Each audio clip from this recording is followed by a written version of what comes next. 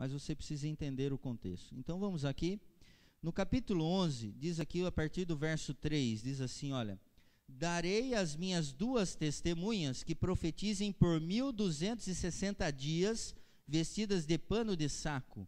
São essas as 2 oliveiras e os 2 candeeiros que se acham em pé diante do Senhor da terra. Novamente aparece 1260 dias, que são 1260 anos, o mesmo período. Aí você pergunta, o que são as 2 testemunhas que elas deviam profetizar por 1260 dias vestidas de pano de saco? Ou seja, elas estavam de luto, porque o povo estava sendo o quê? Perseguido. Quem são as 2 testemunhas? O Velho e o Novo Testamento, ou seja, a palavra de Deus estava de luto, porque ela não podia ser pregada. Quem pregasse a palavra de Deus era o quê? Perseguido, era morto. Então nós vemos aqui, em forma simbólica, né, na Bíblia, colocando essa questão. Mas vamos ver aonde está o período aqui mencionado de 3 dias e meio, que são 3 anos e meio, onde tudo isto ocorreu.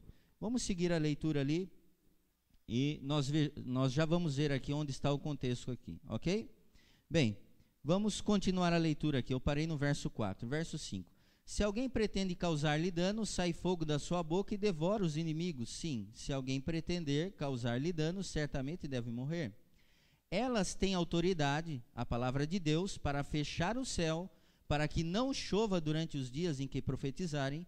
Tem autoridade também sobre as águas, para convertê-las em sangue, bem como para ferir a terra com toda sorte de flagelos, tantas vezes quantos quiserem. Você encontra histórias na Bíblia sobre isso, sim ou não? Ok? Vamos continuar aqui então. Vamos ir no verso 8. E o seu cadáver ficará estirado na praça da grande cidade, que espiritualmente se chama Sodoma e Egito. Isso aqui é uma linguagem espiritual, se referindo a Paris, onde ocorreu este fato. Como diz aqui, espiritualmente se chama Sodoma e Egito, onde todas aquelas coisas ocorreram no Egito e também aonde? Em Sodoma, ok? De uma certa maneira. Verso 9. Então muitos dentre os povos, tribos, línguas e nações contemplam os cadáveres das 2 testemunhas por 3 dias e meio e não permitem que esses cadáveres sejam sepultados. Está aqui os 3 anos e meio. Os que habitam sobre a terra se alegram por causa deles, realizarão festas e enviarão presentes uns aos outros, porquanto esses 2 profetas atormentaram os que moram sobre a terra. Mas veja o verso 11. Mas depois dos 3 dias e meio, um espírito de vida, vindo da parte de Deus, neles penetrou. E eles se ergueram sobre os pés, e aqueles que o viram sobreveio grande medo. Verso 12. E as 2 testemunhas ouviram grande voz vinda do céu, dizendo-lhes: subi para aqui. E subiram ao céu numa nuvem, e os seus inimigos a contemplaram. Naquela hora houve grande terremoto, e ruiu a 10ª parte da cidade. Morreram nesse terremoto 7.000 pessoas, ao passo que as outras ficaram sobremodo aterrorizadas e deram glória a Deus do céu. Bem, isso aqui também está no contexto do que ocorreu lá. Mas o interessante aqui é que as 2 testemunhas, elas reviveram. Você sabe o que aconteceu exatamente depois desse período da Revolução Francesa? Veja aqui no quadro profético. Pela primeira vez na história, a humanidade passou a ter sociedades, o quê? Bíblicas. Primeiro na Inglaterra e depois nos Estados Unidos. Veja as datas, seria uma semelhança? Veja que aqui acabou os 3 anos e meio e elas reviveram, ou seja, a Bíblia que foi queimada, a Bíblia que foi proibida, agora era publicada e disseminada por todo o mundo. Cumprindo-se a profecia aqui. Veja quantas coisas já se sucederam no tempo do fim, a partir da abertura do 6º selo e da descrição de Daniel. Agora vejamos a data de 1844. Aqui nós temos um quadro profético. Infelizmente, eu não tenho muito tempo para explicar, mas nós temos aqui, olha, Daniel 9, de 24 a 27, se você quiser anotar, ou depois, se você quiser copiar a palestra, à vontade, depois. Nós temos a profecia das 70 semanas, que fala exatamente de quando Cristo morreu, né? Quando ele foi batizado, quando ele morreu. Esta profecia com os pormenores ela coloca isso, né, através das 7 semanas, 62 semanas e uma semana final. E a partir desta profecia, 457 a.C., e aqui nós temos aqui a origem desses decretos para a reconstrução de Jerusalém, nós temos também a profecia de Daniel 8,14, famosa na Igreja Adventista, que é 2.300 tardes e manhãs e o santuário será purificado.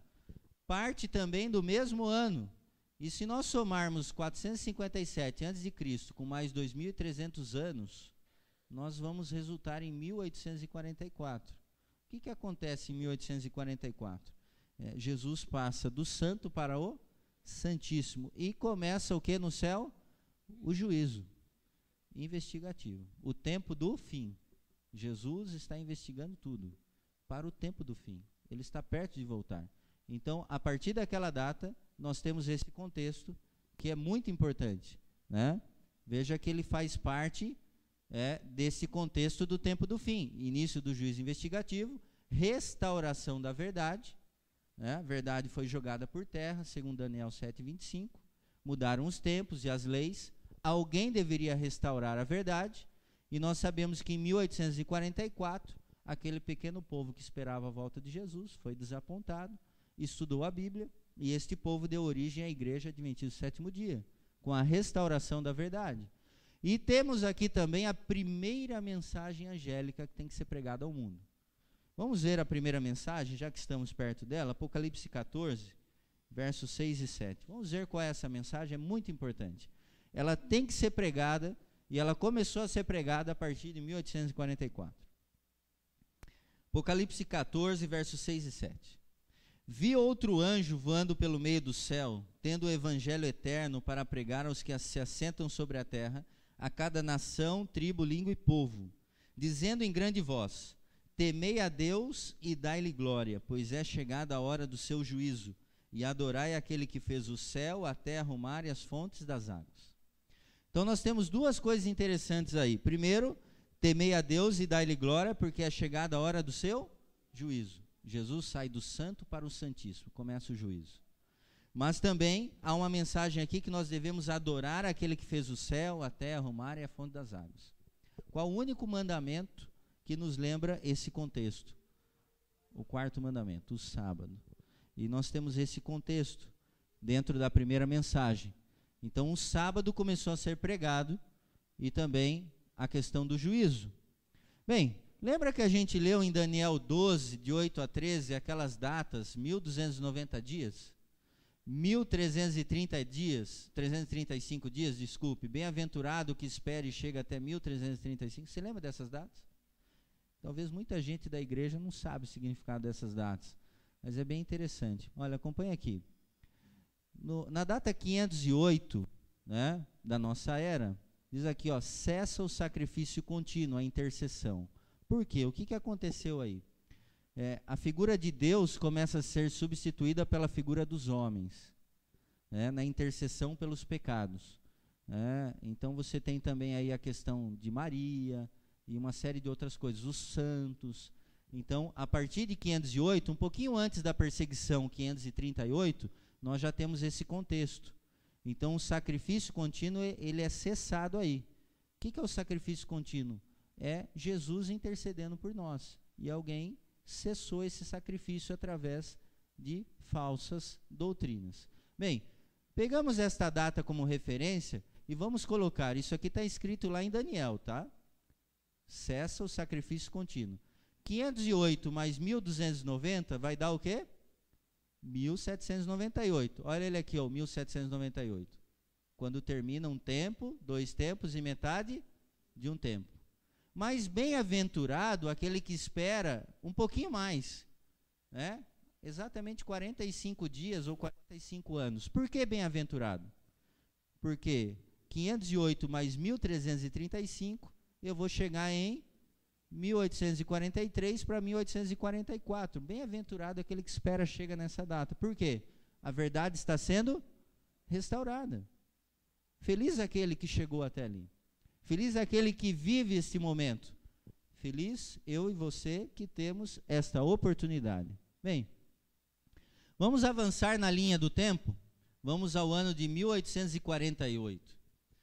Veja essa descrição que interessante. Na cidade de Hydesville, estado de Nova York, na residência da família John D. Fox, foram ouvidas, certa noite, pancadas estranhas no quarto de suas filhas, Martha e Kate.